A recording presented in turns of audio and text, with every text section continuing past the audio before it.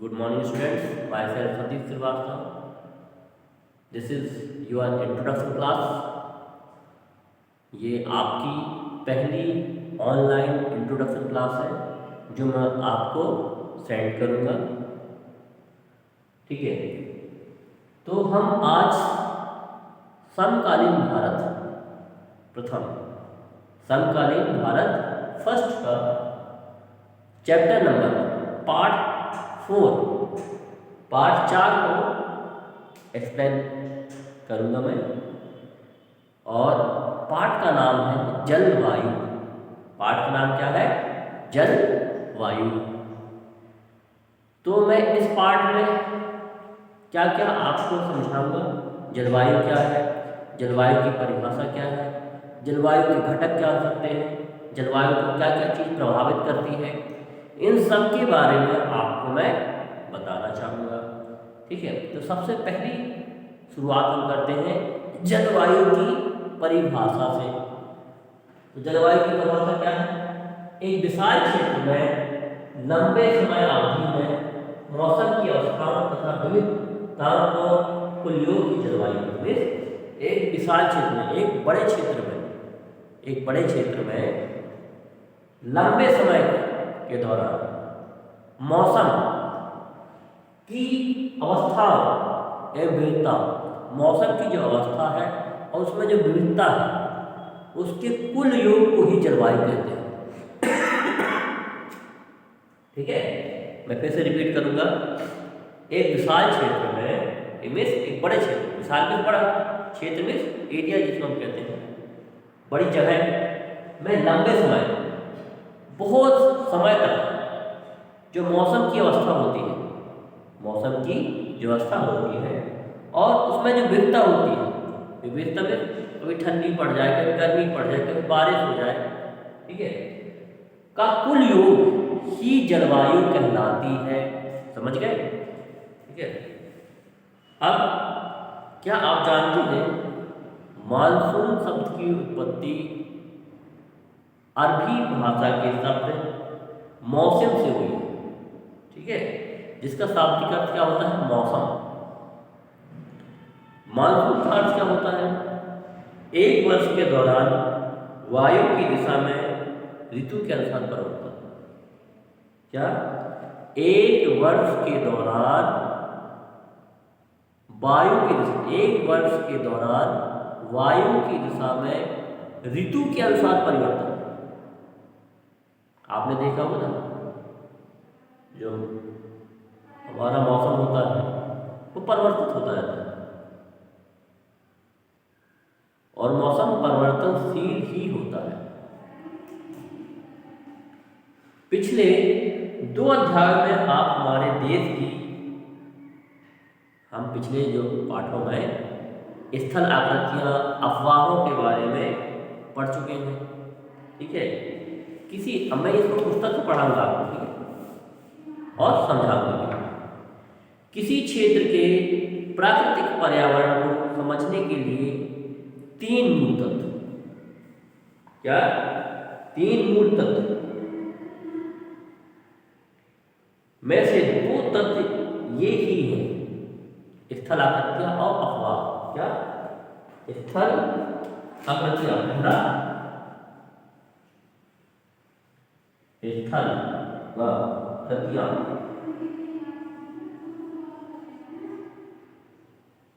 स्थल आकृतियां, दूसरा अपवाह। ये ठीक है, तो किसी क्षेत्र के प्राकृतिक पर्यावरण को समझने के लिए 3 मूल तत्वों में से 2 तत्व ये ही हैं। इस अध्याय में आप तीसरे तत्व अर्थात हमारे देश की वायुमंडलीय अवस्था में, इस पाठ में हम वायुमंडलीय अवस्थाओं के बारे में पढ़ेंगे। ठीक है, क्या पढ़ेंगे? वायुमंडलीय अवस्थाओं के बारे में पढ़ेंगे। अर्थात हम दिसंबर में ऊनी वस्त्र क्यों पहनते हैं, अथवा मई महीना गर्म एवं आशुद्धाजनक क्यों होता है, या जून एवं जुलाई में वर्षा क्यों होती है। इन प्रश्नों पर भी ध्यान देना है। इन सभी प्रश्नों के उत्तर आप भारत की जलवायु पर अध्ययन करके जान सकते हैं। में दिसंबर में हम क्यों ऊनी कपड़े पहनते हैं, क्योंकि हमें ठंडी लगती है, ठीक है। और मई जून में हम पतले कपड़े क्यों पहनते हैं, कॉटन के कपड़े क्यों पहनते हैं, ठीक है। इस प्रकार के प्रश्नों का हल आपके इस पाठ में मिलेगा। एक विशाल क्षेत्र में लंबे समय अवधि में मौसम की अवस्थाओं तबीयतों का कुछ योग ही जलवायु है। मौसम एक विशेष समय में एक क्षेत्र के वायुमंडल की अवस्था को बताता है, इसको ध्यान रखिए। मौसम एक विशेष समय में एक क्षेत्र में वायुमंडल की अवस्था को बताता है, मौसम, ठीक है। मौसम एक विशेष समय में, क्या मौसम एक विशेष समय में एक क्षेत्र में, क्या जैसे मौसम है एक विशेष समय में एक विशेष क्षेत्र में मौसम की अवस्था को बताता है। बिल्कुल सिंपल परिभाषा है, क्या मौसम एक विशेष समय में, कैसे याद करेंगे, मौसम एक विशेष समय में विशेष क्षेत्र में जलवायु की अवस्था को बताता है, मौसम कहलाता है। बिल्कुल ईजी, ठीक है। मौसम तथा जलवायु, मौसम तथा जलवायु जैसे तत्व जैसे तापमान, वायुमंडलीय दाब, पवन, आर्द्रता, वर्षण एक ही होते हैं। मौसम तथा जलवायु के तत्व जैसे तापमान, कैसे कौन कौन से, तापमान, पहला तापमान, दूसरा वायुमंडलीय दाब, पवन, आर्द्रता, वर्षण एक ही होते हैं। आपने अवश्य ध्यान दिया होगा कि मौसम की अवस्था प्राय एक दिन में कई बार बदलती रहती है। हाँ, इस चीज़ को आपने भी ध्यान दिया है, मैंने भी ध्यान दिया। आपने देखा कि सुबह ठंडी लगती है, दोपहर में बारिश हो जाती है, फिर धूप खिल जाती है, फिर शाम को ठंडी लगती है। फिर एक ही दिन में 24 घंटे में बारिश भी हो जाती है, गर्मी भी पड़ जाती है, शीत भी लगने लगती है। तीनों प्रकार की जलवायु आपको मिल जाती है। लेकिन फिर भी कुछ सप्ताह महीनों तक वायुमंडलीय अवस्था लगभग एक समान ही बनी रहती है। जैसे दिन गर्म या ठंडे, हवादार या शांत, आसमान एवं बादलों से घिरा रहता है तथा आर्द्र या शुष्क हो सकते हैं। फिर से रिपीट करूँगा मैं। लेकिन फिर भी कुछ सप्ताहों महीनों तक वायुमंडलीय अवस्था एक सी बनी रहती है। जैसे अभी आप देख रहे हैं बहुत ठंडी पड़ रही है, बहुत जाड़ा पड़ रहा है। क्यों? क्योंकि ये ठंडी का जो माहौल है, वो ठंडी की अवस्था है, कुछ महीनों कुछ सप्ताह से एक जैसी बनी हुई है। जैसे दिन गर्म या ठंडे, हवादार या शांत या शुष्क भी हो सकते हैं। महीनों के औसत वायुमंडलीय अवस्था के आधार पर, महीनों के औसत वायुमंडलीय अवस्था के आधार पर वर्ष को ग्रीष्म ऋतु या शीत ऋतु या वर्षा ऋतु विभाजित किया गया है। मीन्स अवस्थाओं के आधार पर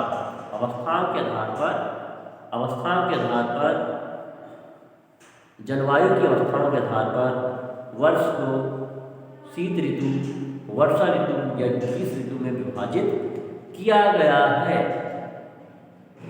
विश्व को अनेक जलवायु प्रदेशों में बांटा गया है। विश्व को अनेक जलवायु प्रदेशों में बांटा गया है। क्या आप जानते हैं कि भारत में कौन सी जलवायु बहती है, कौन सी जलवायु अन्य दूसरे कारकों को प्रभावित करती है? ऐसा हम इस पाठ में पढ़ेंगे। इस संबंध में इस अध्याय में पढ़ेंगे।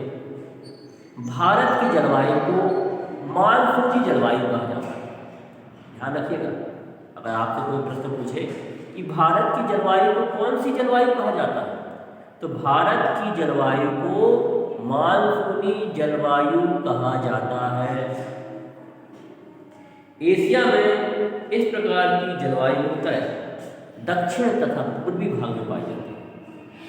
एशिया महाद्वीप में मुख्यतः दक्षिण तथा पूर्वी भाग में पाई जाती है।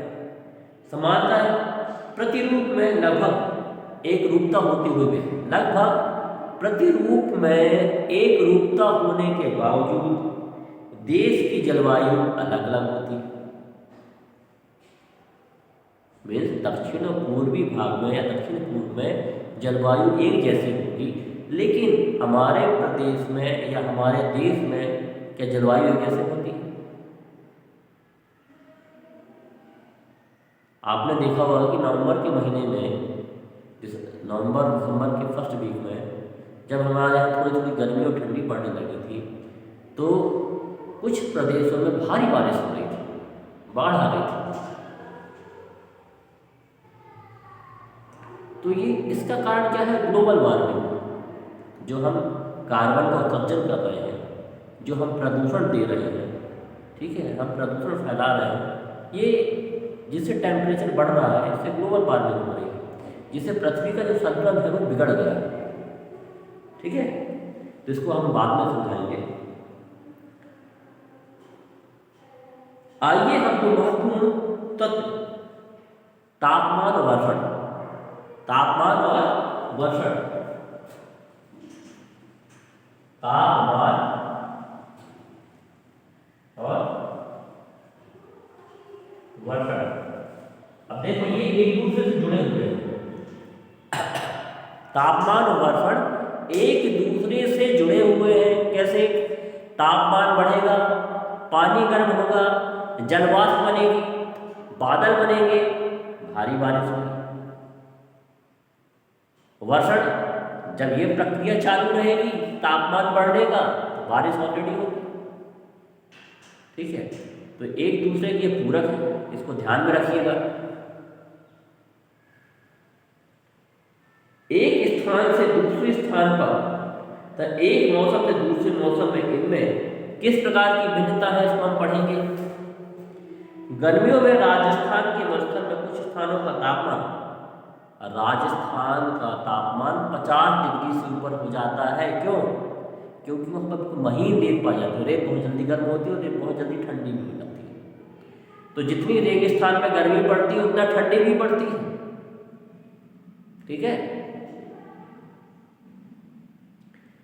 जबकि जम्मू कश्मीर के पहलगाम, गुलमर्ग या पटनी टॉप में लगभग 20 डिग्री सेल्सियस रहता है, क्योंकि जम्मू कश्मीर बर्फ का केंद्र है, वहाँ टेम्परेचर में तापांतर जरूर होगा। जम्मू द्रास में द्रास का तापमान -45 डिग्री रहता है। द्रास एक सेक्टर है, एक क्षेत्र है जम्मू कश्मीर का, जहाँ पर गर्मियों में भी जब हमारे यहाँ 45-48 डिग्री टेम्परेचर होता है, तो वहाँ -45 डिग्री रहता है। क्यों? यही तो जलवायु है। इसी चीज़ को हमें पढ़ना है, इसी चीज़ को हमें समझना है। जबकि तिरुवनंतपुरम में यह 22 डिग्री सेल्सियस हो सकता है। ठीक है, अब इसके नेक्स्ट वीडियो में, नेक्स्ट क्लास में हम वर्षण के बारे में पढ़ेंगे। तब तक आप इस वीडियो को देखिए, सुनिए और समझिए, और जो भी समस्या हो आपकी वो आप कमेंट करिए, उसे मैं पूरी तरह से दूर करने की कोशिश करूँगी। अगर आप सहयोग करेंगे तो मेरे तरफ से पूर्ण सहयोग रहेगा। ठीक है, तो जो भी समस्या हो आप उसे कॉपी में नोट कर लें। नोट करने के बाद आप मुझे व्हाट्सएप कर दें, जो आपका ग्रुप है, कि सर ऐसा चीज़ समझ में नहीं आ रहा है, या इसको फिर से दोहरा दीजिए। तो हम इसको फिर से दोहरा देंगे या रिवीजन क्लास लगा देंगे। ठीक है, इस चीज़ को आप ध्यान में रखिए। ठीक है, धन्यवाद आज के लिए।